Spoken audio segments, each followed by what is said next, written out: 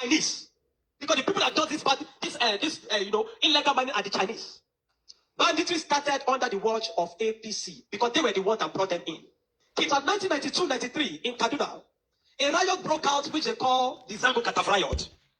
I was a young boy, very, very young then. And people were killed in scores. If you are not an Afsa person practicing Muslim in Islam, you were killed. Especially if you are from the southern part of Kaduna, the tribes from the southern part of Kaduna, they were massacred. It was called the Zango Kataf riot. And if the next thing they do is to burn churches, kill Christians, and then if they are done with that, then they focus on businesses that is for Igbo people, Igbo-owned businesses, and they destroyed it. I grew up knowing that Christians are an endangered species in Nigeria. In the year 2000, when the Sharia riot, how many of you have heard of the Sharia riot? Hundreds of thousands of people were killed in Kaduna. I can remember vividly that we had to defend our house from people. They brought some Fulani boys and they faced our house. They were shooting arrows. They were stoning our zinc. They spot our zinc shooting arrows. Even though I was a Muslim then. Even though my father was a Muslim then. But because majority of the people in our compound were Christians, so they were willing to destroy every one of us because we're living with Christians. I can remember a particular church in Mando, for those that know Mando, in Kaduna, called Chapel of Redemption. That church was destroyed. And so from that time, anytime there's a little hanky-panky in Nigeria, the first target is churches and Christians. And this has prevailed for a long time. That even if there's a problem with in another country, the Muslim and the Hausas in Nigeria will rise up and begin to kill Christians. How many of you remember the miswatch crisis in 2002, 2001, 2002?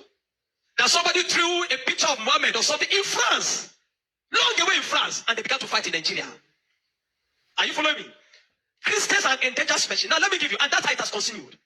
Scores have been killed, and they focus on regions where there is a mixture of both Christianity and Islam. If you look at states like Kaduna, state like Plateau State, state like Nasarawa, state like Taraba, state like Benue, state like Bauchi, state like Gombe, state like Borno. These are places where they focus on because they intend to eliminate every living Christian in that place. Anybody that debunks it is a total lie because I have gone and lived in the north. I've spent 80 to 80% of my life in the north, so I understand this thing. Several times, I cannot forget the Sharia riot. We were running for our lives. Even though we were Muslims, we were still running because as far as you are not of that ethnic group, practicing what they practice, you are a victim. You can be burnt alive. Many of us saw human beings that were burnt alive, like roasted like yam. And it has been going on for a long time. The genocide against the Christian faith. Are you with me? Many years ago, in Kano State, a man was beheaded. And anything they talk about, he said blasphemy. And guess who was the person that led it? The man called Sanusi, Lamido Sanusi, was the one that led him on. And they beheaded him, they killed the woman. They killed him and they put his hand on the stake and they were using it to parade the city. You understand of a woman also that is an evangelist. An evangelist Eunice that was preaching about 2016 or 18 in Abuja. And they killed her. We cannot talk about a young girl called Deborah Samuel that was killed. I stood in Jos, and for years, the people of Plateau have been massacred. Riot breaking out every single time. The one that the moment anything happens, the next people that are victims are Christians. And it is unfortunate that all these years the government have not been able to do anything about it. But the agenda is deep. Are you with me this morning? Why am I saying? Because I don't want us to be an ignorant people. If we are ignorant people, they will control the narrative. And this days, let me tell you this truth. God will not come and fight for you. Remove that thing from your mind. If Christians don't rise up, pray from now till tomorrow. God is not coming to fight for you. Are you with me? Now, in the year 2009, Boko Haram started. Boko Haram started because of a section. It was a political movement.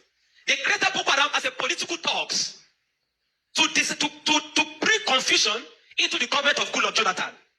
And to be able to, destroy any opposition, starting from Borno State, under the watch of a man called Kashim Shettima, which is now the vice president of Nigeria. Kashim Shettima and the other man, Ali Mohammed Sharif.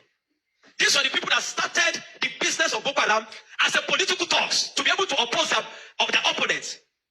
But after a time, the ideology grew and they began to destroy.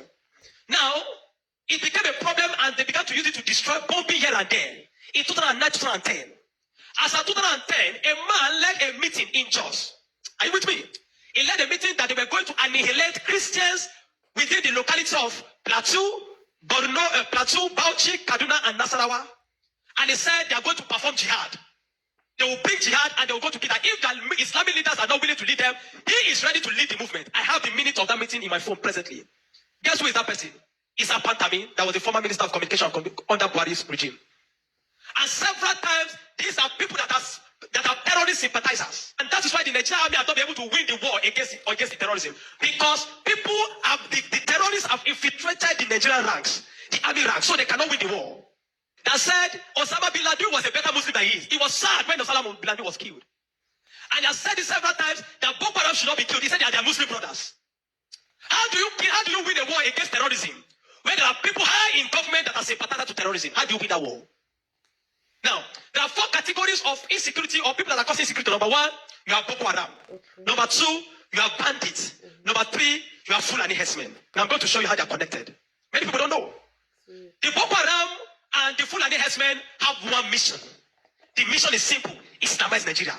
Come to a territory that are Christian dominated, kill everybody there, occupy their land. Go to Benmen, look for a community, kill them there, occupy their land. That's always me. Boko Haram and the Fulani herdsmen. Have you noticed that Fulani herdsmen they don't kidnap, they kill?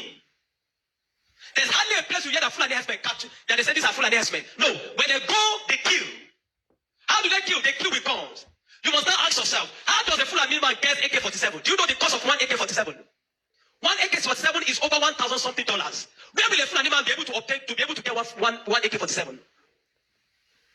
Are you with me? And now, so you will know that there are people that are sponsoring this movement.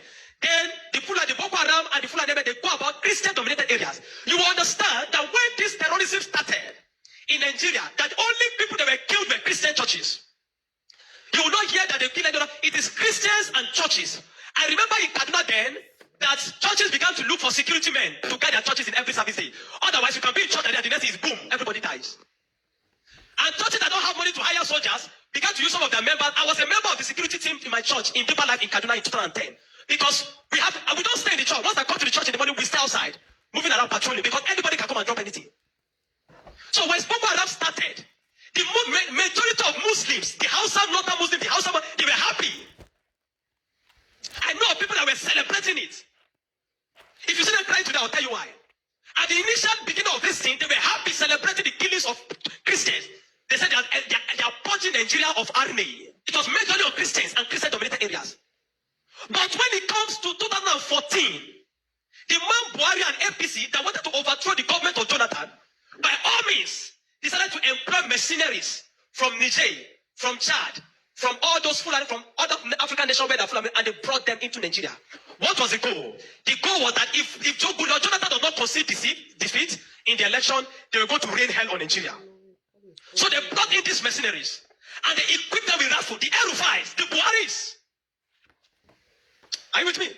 The Erufais, the Buharis. Every one of these people called APC, they brought in mercenaries and armed them in the bushes and told them to wait. The moment Jonathan did not concede defeat in the election, they were going to start. But unfortunately for them, Goodluck knew of the assignment. He got intel about it because the man said his ambition does not worth the blood of millions. So the man conceded defeat and left. And so they declared APC winner. Now, you have already brought people from different parts to come and fight. But what they wanted to come and fight for did not achieve anymore. So now they left those people in the bush. They left them with guns and ammunition in the bush. And when Buhari became the president, he abandoned them. Instead of them to settle them and let them go back, they abandoned them. And the people saw Nigeria as a place that is good. And the people decided to remain in Nigeria. Those are the people that started bandits. Before, we don't have anything like bandits. Banditry started under the watch of APC, under Buhari, because they were the ones that brought them in. Kidnapping, because they needed to survive. So they started by kidnapping. And they started by kidnapping. And they started by kidnapping. And they started by kidnapping. Over time, now, you understand that there are certain parts of this nation where there are mineral resources. Don't be an ignorant Christian. Follow me. Don't be an ignorant Christian. Don't be in a nation where you don't have understanding of what is happening. Now, there are some parts of Nigeria where there are good resources. And this has been illegally mined by elites, the military generals, the oligarchs, the people that are the leadership of the North. They were mining these resources, and the money does not go into the federal government account. So what they do is that they employ the services of this banditry to create two things. Number one, to create diversion. So when you go to Zamfara, that's why you hear that they say that is killing in Zamfara now. It's because of the Ilema gold mine. There is gold in Zamfara that they are mining. And so these bandits that are already in the bush, some people collaborate with them, partnered with them, and told them to see, keep creating confusion, create chaos. When you keep creating chaos, because the Nigerian state and the people of Nigeria will not be able to focus on the illegal mining. They'll be concerned about the insecurity.